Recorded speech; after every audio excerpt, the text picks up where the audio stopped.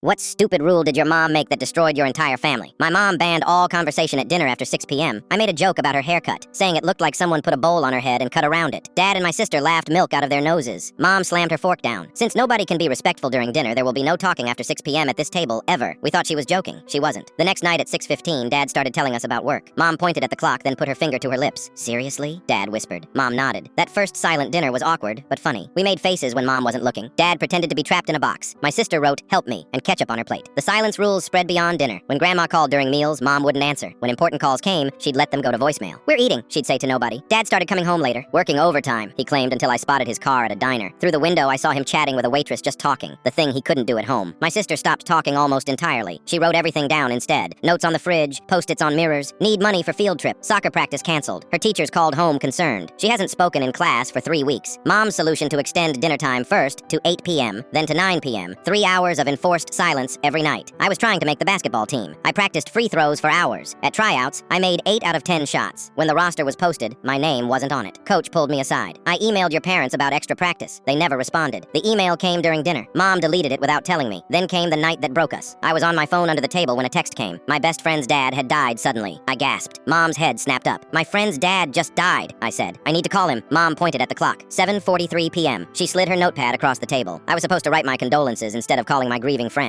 I pushed my chair back. "Are you serious? He just lost his dad." Mom pointed at the clock again. Dad put down his fork. "For God's sake, let him call his friend. Rules exist for a reason." Mom said, "What reason?" Dad asked. "What possible reason justifies this?" Mom didn't answer. That night I heard them fighting. "This has gone too far." Dad said, "Your son's friend lost his father and you wouldn't let him talk about it. Once you start making exceptions, the whole system falls apart." "What system?" "The one where our family never communicates." The next morning, Dad's pillow was on the couch. A week later came the moment that tore us apart. During silent dinner, someone knocked. Dad's brother walked in looking shaken. "There's been an accident," he said. "Your parents were." Mom cleared her throat and pointed at the clock. "What's going on?" my uncle asked. "I drove 2 hours to tell you your parents were in a car crash and you're pointing at a clock. We don't talk during dinner. Mom said they could be dying and you're worried about dinner rules." Dad stood up. "That's it. I'm done." He grabbed his keys and left with his brother. Grandma survived. Grandpa didn't. At the funeral, Dad and his brother stood on one side. Mom, my sister, and me on the other. After the funeral, Dad packed a suitcase. "I'm staying away for a while," he told me. Those things became divorce papers. At the custody hearing, the judge asked which parent I wanted to live with. "Dad," I said without hesitation. "Why?" "Because at Dad's apartment, we talked during dinner. My sister stayed with Mom. She'd been silent so long, she'd developed a fear of speaking. Her therapist called it selective mutism, caused by Mom's rule. During this mess, I found Mom's journal. In it, she wrote about her childhood. Her father screamed at them during dinner every night. She'd sworn her children would never experience that trauma. So instead, she created a different kind of trauma. 2 years later, Mom still keeps her silent dinner rule, even living alone. My sister says Mom starts dinner time at 4 p.m. now, stretching until 9 p.m. 5 hours of silence in an empty house. Last month, my sister turned 18 and moved in with Dad and me. Mom didn't try to stop her. How could she? That would require talking.